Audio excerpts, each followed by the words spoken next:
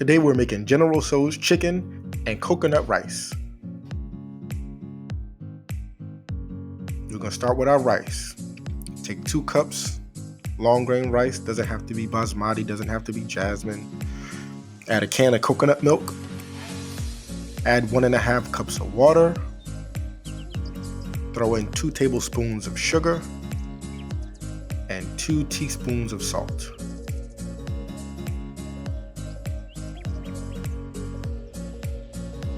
I like to stir it just to get it all mixed in, the sugar, the salt, make sure it's balanced.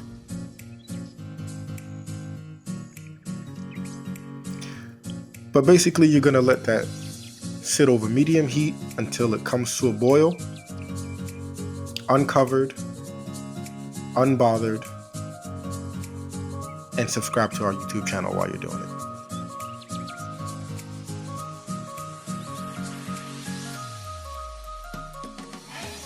Once your rice has come to a boil, you want to cover the pot, turn the heat down to low, and let it simmer on a low heat for 20 minutes. And that's about it. Rice done. Next up is General Tso's chicken. But first, mise en place.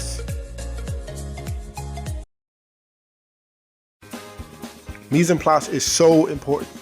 Mise en place means put stuff in place, putting things in place.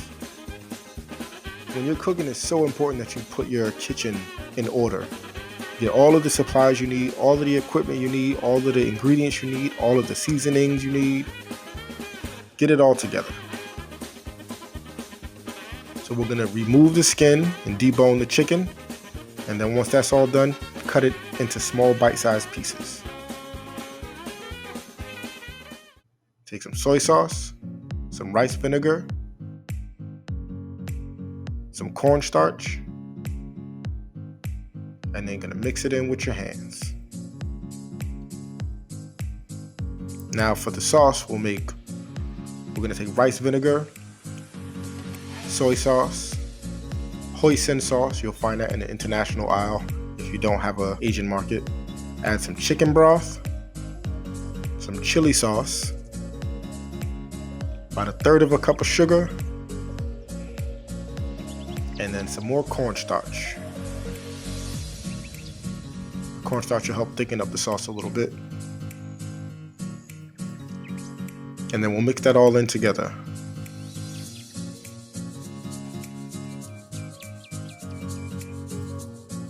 So the chicken will have sat for about 15 minutes or so. And in that time, you're gonna allow for some oil to get hot in the pan, and then you're gonna put your chicken in the pan to fry. Make sure that you leave space between each piece of chicken, which is why you have to put the chicken in piece by piece, but you don't want the chicken to clump up together while it's frying. Obviously the coating on it is sticky and the oil is hot, the pan is hot, so you want to make sure that each piece cooks separately and it doesn't form one big clump of chicken. Now you can take your chicken, once it's cooked, put it on the baking rack and leave it in the oven at about 200 degrees to keep it warm while you put the rest of your chicken in the pan and let that fry.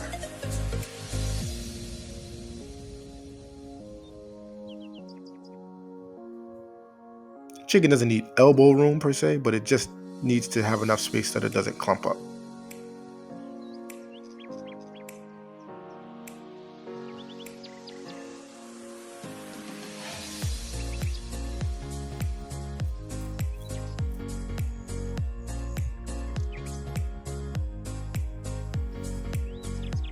All right, so now we'll make our sauce to coat our chicken. Take a little oil, add some ginger, add some garlic, and then once your garlic has gotten good and fragrant, you add in some red pepper flakes. Traditionally, you add chili peppers, but I didn't have chili peppers, so I added red pepper flakes.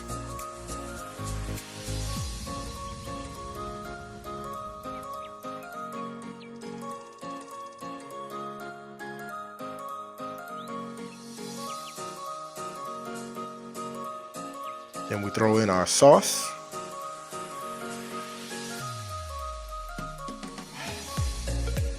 And this is all cooking over a medium heat. All we're trying to do here is get the sauce cooked down, thickened up, and then we're going to put our chicken in to coat. Chicken goes in. The sauce is thick. We just want it to coat all the chicken, get all the chicken covered, and then it's ready to eat. And now we serve.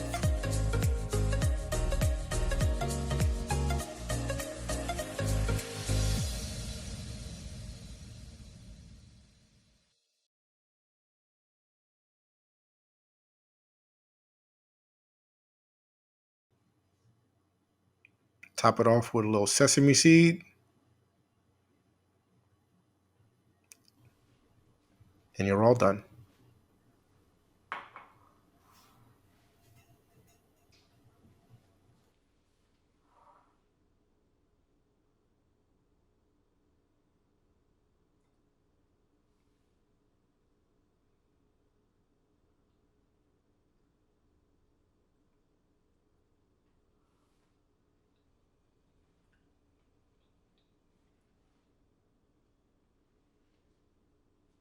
This is very good.